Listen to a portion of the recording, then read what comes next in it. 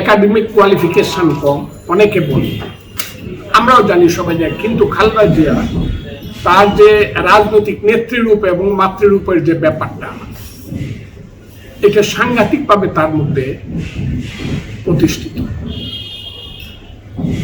অনেকেরই আমার জানা মতে উনি কোনোদিন কোনো মানুষকে আহত করে অপমান করে কোনোদিন কোনো কথা বলেন না। আর আমার ব্যাপারে উনি আমাকে ডাকতেন মাঝে মধ্যে, এই কথা নাই বলা, আচ্ছা ফজলুর রহমানই ধরেন, কিন্তু আমার ব্যাপারে উনি সেন্ট্রাল স্থায়ী কমিটি মিটিং এ বসছেন। আমি কিশোরগঞ্জের সভাপতি বিএনপির, আমি শিমুল বিশ্বাস সাহেবরে গিয়া বলছি আমি ম্যাডামের সাথে একটু কথা বলে কিশোরগঞ্জ চলে যাব।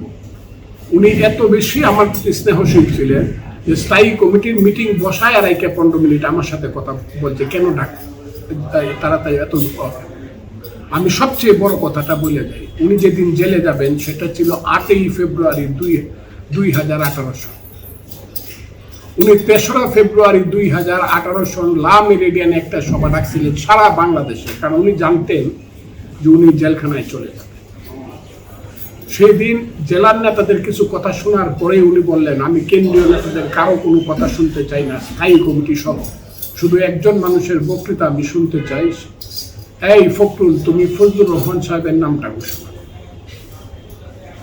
এবং সেই দিন আমি 34 মিনিট এক নিঃশ্বাসে বক্তৃতা করে বলেছিলাম, নেত্রী, তৃতীয় বিশ্বের রাজনীতি বড় কঠিন, নির্মম এবং নিষ্ঠুর।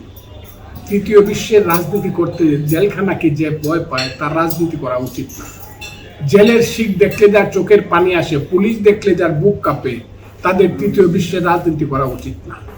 আমি বলেছিলাম, সব জয় জয় না নেত্রী, মির্জাফরের জয় জয় না, ইয়াজিদের জয় জয় না, সব পরাজয় গ্লানি না, সিরাজের পরাজয় গ্লানির না, গৌরবের। এইসব কথাগুলো বলবো। ওই কথাগুলো আমার মনে পড়ে যে আমার মতো একজন সাধারণ কর্মীকে উনি এতটুকু গুরুত্ব দিয়ে, উনি যখন চলে যান আমাকে বলেছিলেন, আমি যখন ওনার সঙ্গে বক্তৃতা করে নামি এবং চলে আসি, বলেছিলেন আপনার বক্তৃতার কারণে আমি 15 বছর জেল কাটতে পারি।